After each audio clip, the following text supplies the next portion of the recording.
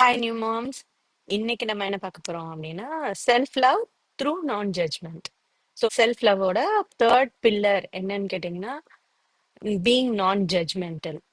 யார்கிட்ட அப்படின்னா நம்ம கிட்ட. So stop judging and start healing. அதுதான் எப்படி நம்மளை நம்ம ஜட்ஜ் பண்ணாம இருக்கிறது அப்படிங்கறத தான் இந்த வீடியோல பார்க்க போறோம்.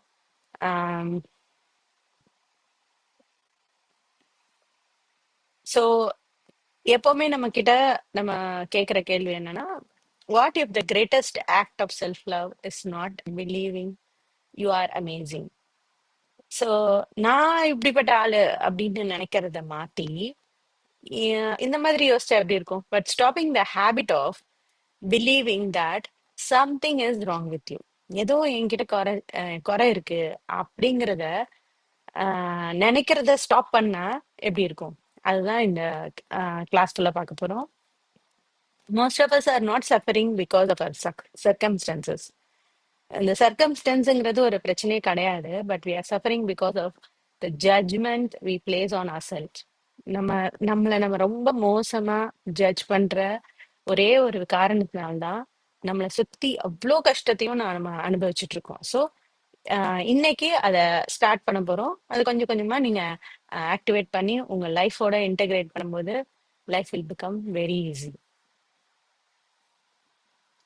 So voice in your head என்ன சொல்லும்? பெருசா என்ன சொல்லிட போகுது? I am not good enough, நீ எதுக்குமே தேற மாட்ட, I should be further head. என்னன்னா, நான் வந்து எங்கேயோ இருக்க வேண்டியது நான் இங்க இருக்கேன் அப்படின்னு. அப்புறம் ஐ ஆல்வேஸ் ஃபெயில், நான் எதை செஞ்சாலுமே அது நடக்காது, ஐ எம் நாட் வர்தி. இது எல்லாருமே எப்பவுமே நம்மளுக்கு ஏதோ ஒரு சுச்சுவேஷன்ல இந்த நாள்ல ஒண்ணு நம்ம யோசிக்காம இருக்கவே மாட்டோம். So the the event happens once. Actually ஒரு தடவை தான் அது நடந்திருக்கும் நம்ம வாழ்க்கையில. யாரோ ஒருத்தர் எங்கேயோ ஒரு இடத்துல நம்மள ஏதாவது சொல்லியிருப்பாங்க. பட் அந்த we are carrying that. Vikramadithyan கதையில வேதாளத்தை கேரி பண்ணிட்டு நடக்கிற மாதிரி நம்ம வாழ்க்கை முழுக்க அதை கேரி பண்ணிட்டே நடந்துட்டு இருக்கோம். So and that judgement becomes your suffering.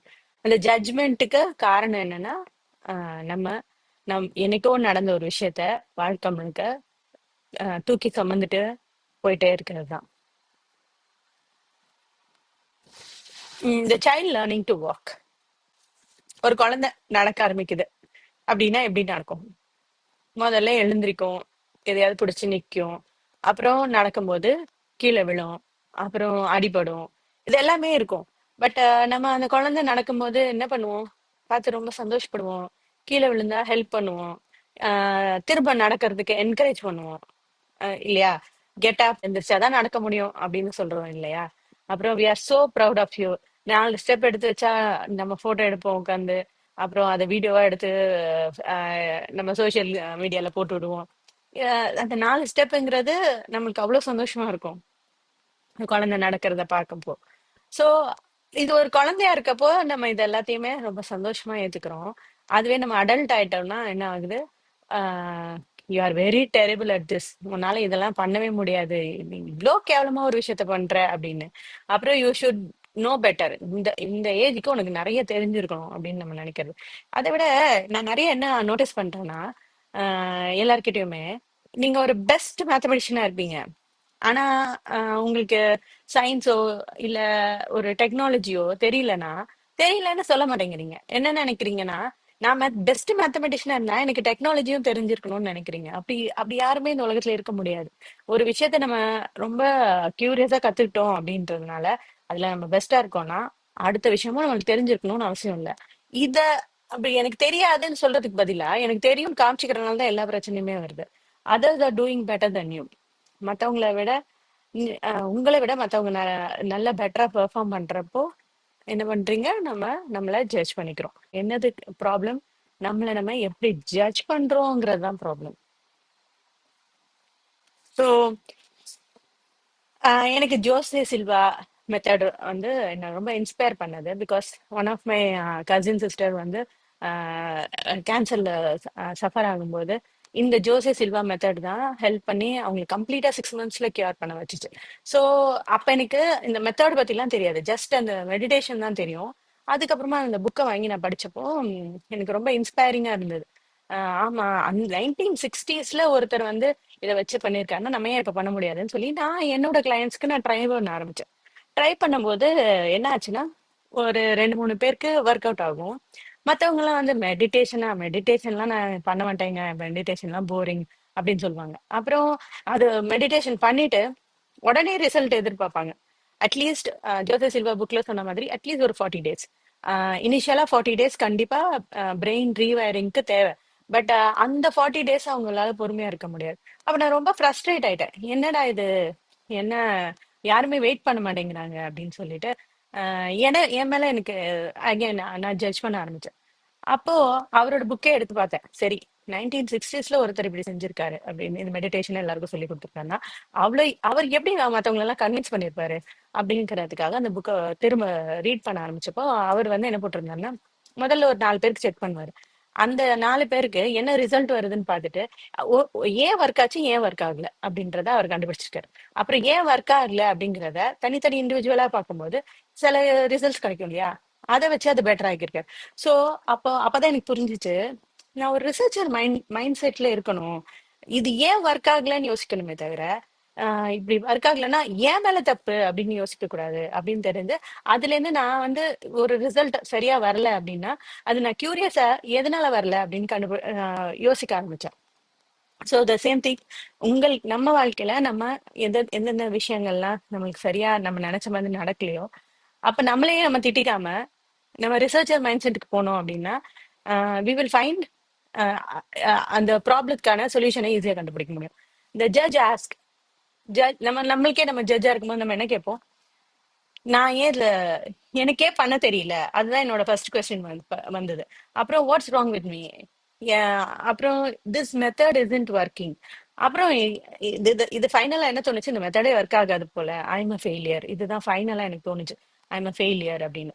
அப்போ ரிசர்ச்சர் மைண்ட் செட்க்கு வந்தப்போ என்ன தோணுச்சுன்னா, வை டிட் இது ஏன் ஒர்க் ஆகல, என்ன நாம மிஸ் பண்றோம், அப்புறம் எதை இந்த இந்த பர்சனுக்கு ஏன் நடக்கல, அப்புறம் வாட் கேன் பி அட்ஜஸ்டட், இதுல என்னெல்லாம் அட்ஜஸ்ட் பண்ண முடியும் அப்படிங்கிற மாதிரி என்னோட தாட் மாறிச்சு. ஸோ நீங்க உங்களை ஜட்ஜ் பண்றவங்களா இருந்தா இந்த சைட்ல இருந்து இந்த கிரீன் சைடுக்கு மாறுங்க, ரிசர்ச்சர் மைண்ட் செட்க்கு வாங்க.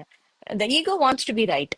ஈகோ என்ன பண்ணுது, இந்த கொஸ்டின் எல்லாம் கேக்குது, நீ ஏன் நீ சரியா இல்ல, உனக்கு பண்ண தெரியல, நீ ஒரு ஃபெயிலியர் அப்படின்னு சொல்லுது. ஈகோக்கு என்னன்னா அது கரெக்ட்னு சொல்லணும். நான் செய்யறேன், நான் உலகத்திலே பெஸ்ட் மெத்தட் நான் தான் வச்சிருக்கேன் அப்படின்னு சொன்னா ஈகோ சந்தோஷப்படும். பட் ரிசர்ச்சர் மைண்ட் செட் என்ன பண்ணும், அதை அண்டர்ஸ்டாண்ட் பண்ண ஆரம்பிக்கும், ஜட்ஜ்மெண்ட் பண்ணாது. அதை வந்து ஒரு விஷயத்த ஜட்ஜ் பண்ணாம அண்டர்ஸ்டாண்ட் பண்றது, அப்சர்வ் பண்றது ரிசர்ச்சர் மென்டாலிட்டி. ஸோ நம்ம ரைட்டா ராங்கான்னு பார்க்காம ஒரு தேர்ட் பர்சனா வந்து அப்சர்வ் பண்ணோம்னா நம்ம எந்த ப்ராப்ளத்துல இருந்தாலும் அதுக்கு சொல்யூஷன் கிடைக்கும். 2 ways to respond to one mistake. ஒரு லேடி இருக்காங்கன்னு வச்சுக்கோங்களேன், அவங்க வெயிட் ரெடியூஸ் பண்ணணும்னு நினைக்கிறாங்க. நினைச்சிட்டு ஒரு வாரம் ஃபுல்லா நல்லா ஹெல்த்தியாவே சாப்பிட்றாங்க, எக்ஸசைஸ் பண்றாங்க, கமிட்டடா இருக்காங்க. திடீர்னு ஒரு நாள் ஈவினிங் என்னாச்சு, ஒரு ரெஸ்டாரண்ட் போய் நல்லா சாப்பிட்றாங்கன்னு வச்சுக்கோங்களேன்.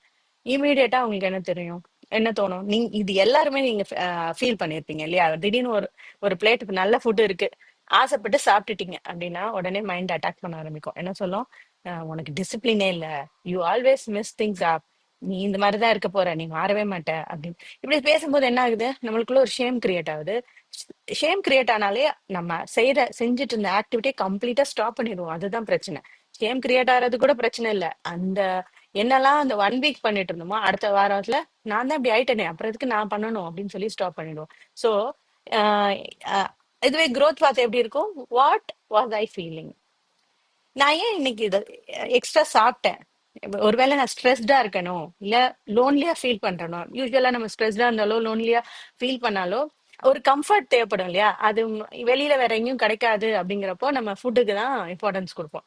வாட் கேன் ஐ லேர்ன், இதுல இருந்து நான் என்ன கத்துக்கலாம், அப்போ நான் இதை எப்படி சரி பண்ணலாம், இல்ல நான் சாப்பிட்டதுக்கு சந்தோஷமா சாப்பிட்டுட்டு போறேன், நான் ஏன் கவலை பண்ணணும், நம்ம எல்லாம் சாப்பிடறதுக்காக தானே பிறந்திருக்கோம், நம்ம என்ஜாய் பண்றதுக்காக தானே பிறந்திருக்கோம், எனக்காவது ஒரு நாள் சாப்பிடறதுனால என்ன பிரச்சனை, அது டிசிப்ளின் இல்லாம 24 மணி நேரம் சாப்பிட்டாதான் பிரச்சனை. அதுவே நீங்க ஆசைப்பட்டு ஒரு நாள் சாப்பிட்டா அது பிரச்சனை கிடையாது. அதுக்கே நம்மளை போட்டு நம்ம வருத்திக்கிறோம். நான் என்கிட்ட வராங்க கிளையன்ட்ஸ் எல்லாருமே என்ன சொல்லுவாங்கன்னா, நான் இது மாதிரி இருக்கேன், நான் சாப்பிட்டுட்டேன், நான் ஒரு தோசை சாப்பிட்டேன், கீ ரோஸ்ட் சாப்பிட்டேன், அந்த கீ அந்த தோசையில ஒரு கீ இருக்கிறத கூட நான் ரொம்ப தப்பு பண்ணிட்டேன் இப்படி நினைச்சிட்டு நீங்க சாப்பிடும்போது அது எப்படி டைஜஸ்ட் ஆகும்? அது எப்படி நியூட்ரிஷன் உங்க பாடிக்கு சப்ளை பண்ணும்? சோ எனக்காவது ஒரு நாள் சாப்பிட்டா சந்தோஷமா சாப்பிடுங்க. இன்வெஸ்டிகேஷன் ஆல்வேஸ் ஹீல்ஸ் மோர் தென் கிரிட்டிசிசம். சோ இன்வெஸ்டிகேட் பண்ணுங்க, உங்க ப்ராப்ளத்தை இன்வெஸ்டிகேட் பண்ணுங்க, கிரிட்டிசைஸ் பண்ணாதீங்க. ஸோ தாட்ஸ்ங்கிறது என்ன? கிளவுட்ஸ் மாதிரி. அவேர்னஸ்ன்றது என்ன? ஸ்கை மாதிரி. ஸோ அவேர்னஸ் அவேர்னஸ் அவேக்கனிங் அப்படிலாம் சொன்னா நம்மளுக்கு ஏதோ பெரிய வார்த்தை மாதிரி இருக்கு, புரியாத மாதிரி இருக்கு. எனக்கும் ரொம்ப வருஷம் அப்படிதான் இருந்துச்சு. அவேர்னஸ் அவேக்கனிங் அப்படின்னா என்னன்னா, உங்க தாட்ஸுக்கும் அவேர்னஸ்க்கும் உள்ள செப்பரேஷன் தான் அவேக்கனிங். அதாவது தாட்ஸையும் அவேர்னஸையும் ஒரு விஷயம் செப்பரேட் பண்ணுது அப்படின்னா அதுதான் அவேக்கனிங். அது எப்படி சொல்லலாம்னா, நீங்க இப்ப விஆர் கேம்ஸ் விளையாடுறீங்கன்னு வச்சுக்கோங்களேன். ஆஹ் க- ம- கண்ணாடி போட்டிருக்கீங்க, ஒரு இடத்துல உட்காந்துருக்கீங்க. இப்ப நீங்க விளையாடுற பர்சன் நீங்க. உங்க பின்ன ஒரு ரூம்ல டார்க் ரூம்ல உட்காந்து விளையாடிட்டு இருக்கீங்க. அப்போ உங்க பின்னாடி ஒரு பேய் நின்னு பாத்துட்டு இருக்குன்னு வச்சுக்கோங்க. அந்த பேய் தான் நீங்க. அதுவும் நீங்க தான். அந்த பேய் எடுத்துருங்க. அந்த பேய் தான் நீங்க. இங்க ஃப்ரண்ட்ல உட்கார்ந்து இருக்கிறதும் நீங்க தான். சோ உட்கார்ந்து விளையாடுறவங்களுக்கு எப்படி இருக்கும்? மேல ஏறுவாங்க, இறங்குவாங்க, திடீர்னு பள்ளம் வரும், பயமாகும், ஹார்ட் பீட் அதிகமாகும், பிரெத் அதிகமாகும். சோ எமோஷன்ஸ் அதிகமா எப்படி இருக்கும்? ரோலர் கோஸ்டர் மாதிரி மாறிட்டே இருக்கும் உட்கார்ந்து விளையாடுறவங்களுக்கு. அதுவே தூரமா நின்னு பாக்குறவங்களுக்கு என்ன தெரியும்? அவங்க விளையாடுறாங்க. ஒரு சேர்ல உட்காந்துருக்காங்க, முன்னாடி ஒரு ஸ்கிரீன் இருக்கு, கண்ணாடி போட்டிருக்காங்க, விளையாடுறாங்க, அவ்வளவுதான் தெரியும். சோ அப்போ நீங்க தேர்ட் பர்சனா நின்னு பாக்குறீங்களா, அந்த பின்னாடி இருந்து தேர்ட் பர்சனா பாக்குறீங்களா, அதுதான் அவேர்னஸ். இங்க நீங்க இங்க விளையாடுறது உங்க லைஃபோட நீங்க தினமும் இப்படிதான் இருக்கீங்க. உங்களோட தாட்ஸ் எமோஷன்ஸ் இது எல்லாத்தையும் அதிகமா இருக்கப்போ உங்களால எந்த விஷயத்தையுமே கிளியரா திங்க் பண்ண முடியாது. அதுவே ஒரு தேர்ட் பர்சன் மென்டாலிட்டில இருந்து பார்க்கும்போது உங்களுக்கு அந்த கிளியர் பிக்சர் கிடைக்கும். அதுதான் அவேர்னஸ். ஸோ அவேர்னஸ்ங்கிறது ஒரு sky. The clouds come and go. இது எல்லாருமே சொல்றது தானே. எண்ணங்கள் அலை மாதிரி இல்ல மேகம் மாதிரி வந்து போகும். நாங்க ஒரு பீச்சுக்கு போயிருந்தோம். அப்போ என்னோட ஃப்ரெண்டோட போயிருந்தேன். அப்போ நாங்க ஒரு கேம் விளையாடணும். என்னன்னா அலை அடிக்கும்போது யாரு ஸ்ட்ராங்கா நிக்கிறாங்களோ அவங்க வின்னு. அதுதான் கேம். சோ நாங்க எல்லாரும் கை பிடிச்சிக்கிட்டோம். பிடிச்சிட்டு அன்னைக்குன்னு பார்த்து அலை கொஞ்சம் அதிகமாவே இருந்தது. மழை வர மாதிரி இருந்துச்சு. சோ பெரிய அலையா வந்தது. கொஞ்சம் ரொம்ப உள்ள போகாம நடுவுல தான் நின்னுட்டு இருந்தோம். இருந்தாலும் அந்த அலை ஃபாஸ்டா அடிக்கும் போது அது பேலன்ஸ் மிஸ் ஆச்சு. அப்போ என் ஃப்ரெண்டு அவங்க சின்ன வயசுல இருந்தே கடலோட ஏரியால இருந்து வளர்ந்து வந்தவங்க. ஸோ கன்னியாகுமரியில வளர்ந்தவங்க.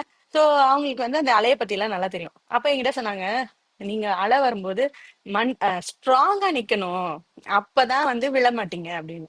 அப்ப எனக்கு என்ன தோணுச்சுன்னா, எமோஷன்ஸ் தானே.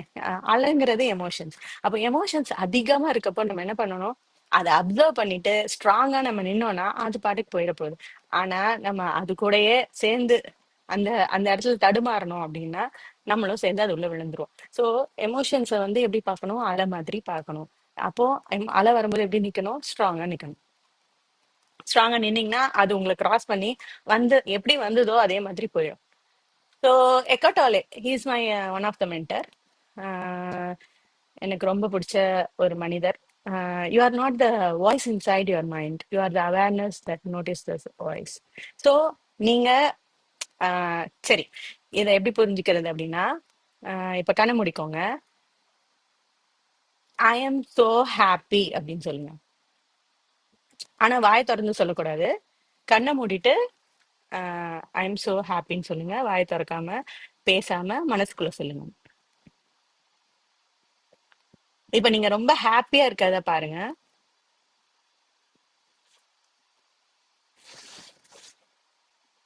இப்ப கண்ணை திறந்துக்கோங்க. இப்ப நீங்க கண்ணையும் திறக்கல, வாயும் பேசல. உங்களுக்கு நீங்க பேசுனது கேட்டுச்சா? நீங்க சந்தோஷமா நிக்கிறத பாத்தீங்களா? அதுதான் அவேர்னஸ். சோ அவேர்னஸ்ங்கிறது என்ன? நம்மளுக்குள்ள நம்மளை கவனிக்கிறது தான் அவேர்னஸ். ஸோ இப்போ நம்ம கவனிச்ச மாதிரி நம்மளையே நம்ம கவனிக்கிறது தான் அவேர்னஸ். ஸோ தீபக் சோப்ரா என்ன சொல்றாருன்னா, your true self exists beyond thought, beyond labels, beyond judgment. So நம்மளோட ட்ரூ செல்ஃப் எங்க இருக்கு, எங்க ஒளிஞ்சிட்டு இருக்கு? இந்த இந்த லேபிள்ஸ், நான் டாக்டர், நான் இன்ஜினியர், நான் பெரிய சயின்டிஸ்ட் அப்படிங்கிறத தாண்டி அதுக்குள்ளதான் என்ன நம்மளோட ட்ரூ செல்ஃப், நம்ம யாருங்கிறது இருக்கு. Beyond judgement. நான் அந்த மாதிரி நான் எனக்கு அது தெரியாது இது தெரியாதுன்னு சொல்றத தாண்டி நீங்க யாருங்கிறது இருக்கு. பியாண்ட் தாட்லெஸ் ஸ்டேட்ல தான் நீங்க யாருங்கிறது உங்களுக்கு புரியும். அப்ப தாட்லெஸ் ஸ்டேட் எப்ப கிடைக்கும்? ப்ரெசன்ட் மொமெண்ட்ல மட்டும் தான் கிடைக்கும். ப்ரெசன்ட் மொமெண்ட்னா என்ன? பாஸ்டை யோசிக்க கூடாது, ஃபியூச்சர் யோசிக்க கூடாது. அந்த மொமெண்ட்ல 100% ஃபோக்கஸ் கொடுத்து இருந்தீங்கன்னா அதான் ப்ரெசன்ட் மொமெண்ட். ப்ரெசன்ட் மொமெண்ட்ல உருவார எல்லா விஷயத்துக்கும் என்ன இருக்கும்? குவாலிட்டி இருக்கும். அப்போ அது என்ன? Fullest attention, alertness. அதுதான் ப்ரெசன்ட் மொமெண்ட். ஸோ கிருஷ்ணமூர்த்தி என்ன சொல்றாருன்னா, observation without evaluation is highest form of intelligence. So எந்த ஒரு இப்போ நீங்க படம் பார்த்தா எப்படி பாக்குறீங்க? அந்த படத்துல என்ன நடக்குதுன்றதான் பாக்குறீங்க. ஒன்னொன்னா ஜட்ஜ் பண்ணிட்டே இருக்கிறது இல்ல, அந்த ஸ்டோரியா கம்ப்ளீட்டா பாக்குறீங்க. அந்த மாதிரி உங்க லைஃப்ல நடக்கிற ப்ராப்ளத்தையும் அப்சர்வ் பண்ணுங்க. என்ன பண்ணாதீங்க, எவாலுவேட் பண்ணாதீங்க. அதுக்கு ஒரு மதிப்பு கொடுக்காதீங்க. அதை ஜஸ்ட் அது ஒரு விஆர் கேம்ஸ்ல எப்படி நம்ம விளையாடும் போது அது ஒரு கேமா பாக்குறோமோ தூரத்துல நின்று, அந்த மாதிரி அது ஜஸ்ட் என்ன நடக்குதுன்னு மட்டும் பாருங்க.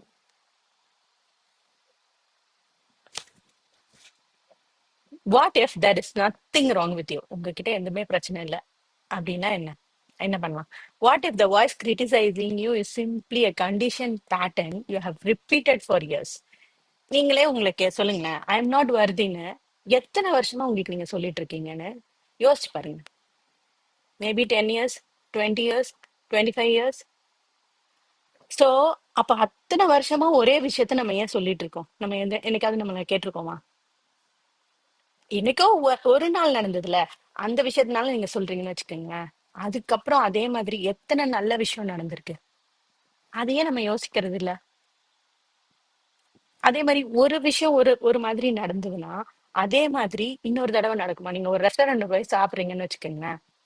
அந்த ரெஸ்டாரண்ட்ல ஃபர்ஸ்ட் டைம் போய் சாப்பிட்ட மாதிரி செகண்ட் டைம் அமைஞ்சிருக்கவே இருக்காது. தேர்ட் டைம் அதே மாதிரி இருக்காது. ஒரு மாதிரி ஒரு விஷயம் ஒரு மாதிரி நடந்ததா அதே மாதிரி 10 தடவையும் நடந்தே இருக்காது யாரோட லைஃப்லயும். சோ அப்ப ஒரு வாட்டி நடந்தது எப்படி திரும்பி நடக்கும்னு நம்புறீங்க?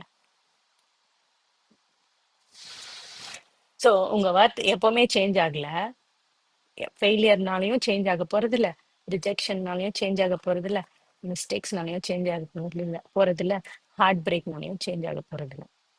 The sun doesn't lose its value because clouds cover it. Your value does not disappear because difficult thoughts pass through your mind. So தாட்ஸ்னால உங்களோட வேல்யூ மறைஞ்சிரும் அப்படின்னு நீங்க நினைக்கிறீங்களா? அது உண்மையா? யோசிச்சு பாருங்க. Self love is not affirmations in the mirror. அப்ப self லவ்னா என்ன? Refusing to go to war with your self. உங்களே நீங்க உங்களுக்குள்ளே நீங்க போராட்டத்தை நிறுத்துறது தான் self love. Staying present when mind wants to attack. அப்போ தாட்ஸ் நிறைய வரும்போது அப்சர்வ் பண்ணும்போது என்ன ஆகுது? நீங்க பிரசன்ட் மொமெண்ட்ல இருந்தாதான் அப்சர்வ் பண்ண முடியும். அதுதான் self love. Understanding that growth is experiment, not performance. So growthங்கிறது நான் அப்படின்னு சொல்றது இல்ல. growth உண்மையாவே என்ன நடக்குதுன்னு ஒவ்வொரு ஸ்டேஜையும் நம்ம அனலைஸ் பண்ணி அப்சர்வ் பண்றது growth. எக்ஸ்பெரிமெண்ட் பண்ணி பாக்குறது, இப்படி பண்ணா ஒர்க் ஆகுமா, இப்படி பண்ணா ஒர்க் ஆகுமான்னு பாக்குறது தான் growth. Choosing curiosity when the world wants you to choose shame. So ஷேமை விட்டுட்டு கியூரியாசிட்டிக்கு மாறுங்க. Two voices. ஈகோ என்ன சொல்லும்? ஈகோ எப்பவுமே என்ன பண்ணும்? ஜட்ஜ் பண்ணும். ஈகோ என்ன பண்ணும்? அட்டாக் பண்ணும். ஈகோ என்ன பண்ணும்? ஐ எம் நாட் எனஃப்னு சொல்லிக்கிட்டே இருக்கும். ஆனா அவேர்னஸ் என்ன பண்ணும்? அப்சர்வ் பண்ணும். அவேர்னஸ் என்ன பண்ணும்? அண்டர்ஸ்டாண்ட் பண்ணும். அவேர்னஸ் என்ன பண்ணும்? ஐ எம் லேர்னிங் அப்படின்னு சொல்லும். So this comes from ego, this comes from soul. Soul என்ன பண்ணும்? எப்பவுமே உங்களை அப்சர்வேஷனுக்கு தான் கொண்டு போகும். ஆனா நம்ம ஈகோ சொல்றதுதான் கேட்போம் எப்பவுமே. ஏன்னா அதோட வாய்ஸ் வந்து லவுடரா இருக்கிறதுனால அப்படி கேட்டுட்டு இருக்கோம். யோசிச்சு பாருங்களேன். இந்த காதல் படத்துல அந்த கிளைமேக்ஸ் சீன்ல அந்த அந்த லவர் வந்து பைத்தியமாயிடுவான். பைத்தியமாயிட்டு ரோட்ல கத்திட்டு இருப்பான். இப்போ அவன் வந்து ரோட்ல சத்தமா கத்துறதுனால அவனை பைத்தியம்னு சொல்றோம். எத்தனை வாட்டி நம்ம நம்ம மைண்டுக்குள்ள அதே மாதிரி வாய்ஸ் கேட்டுட்டே இருக்கு. நம்ம ரோட்ல நடந்து போகும்போது சுத்தி என்ன நடக்குதுன்னு கூட தெரியாம நடந்து போயிருப்போம். சோ அவன் கத்துறதுனால அவன் பைத்தியம். நம்ம கத்தாம வாயை மூடிட்டு இருக்காம வாயை மூடிட்டு நடந்து போறதுன்னா நம்ம பைத்தியம் இல்லையா? சோ நம்மளும் அதே தான் பண்ணிட்டு இருக்கோம். நம்ம அது கண்ணுக்கு வெளியில தெரியுது, இது தெரியல. சோ அந்த மைண்டோட வாய்ஸை ஸ்டாப் பண்ணணும் அப்படின்னா you have to observe, you have to understand, you have to think. என்ன மிஸ்டேக்ஸ் இருந்தாலும் ஐ ஆம் லேர்னிங் அப்படிங்கிறத உங்க மனசுல ஆழமா பதிய வச்சுக்கோங்க. ஸோ நெக்ஸ்ட் டைம் ஏதாவது ஒர்க் பண்ணலன்னா எனக்கும் தான் சொல்லிக்கிறேன், don't become a judge, become a researcher. The next time you make mistake, don't attack your self, become curious. And next time life doesn't go to plan, don't ask what is wrong with me, ask what is this teaching me. Don't be the judge of your life, be the researcher of your life. Judge look for faults and researcher look for truth. So truth நோக்கி போறது தான் என்னது? Self love. நான் ஜட்ஜ்மெண்டலா இருக்கணும் அப்படின்னா என்னன்னு புரிஞ்சிருக்கும்னு நினைக்கிறேன். ஸோ உங்ககிட்ட நீங்க அன்பா பேசுறது, ஆஹ் ஒரு ரிசர்ச்சர் மென்டாலிட்டியில இருக்கிறது, ஃபால்ட் ஃபைண்ட் பண்ணாம லேர்னிங்கை எம்ப்ரேஸ் பண்றது, அண்ட் எப்போதுமே ரிசர்ச்சர் மென்டாலிட்டியில இருந்து you have to look for truth. அதுதான் being non judgemental. So that is the utmost love for your self. You இந்த நெக்ஸ்ட் கிளாஸ் அடுத்த பில்லர் என்னன்னு பார்க்கலாம். பை பாய்.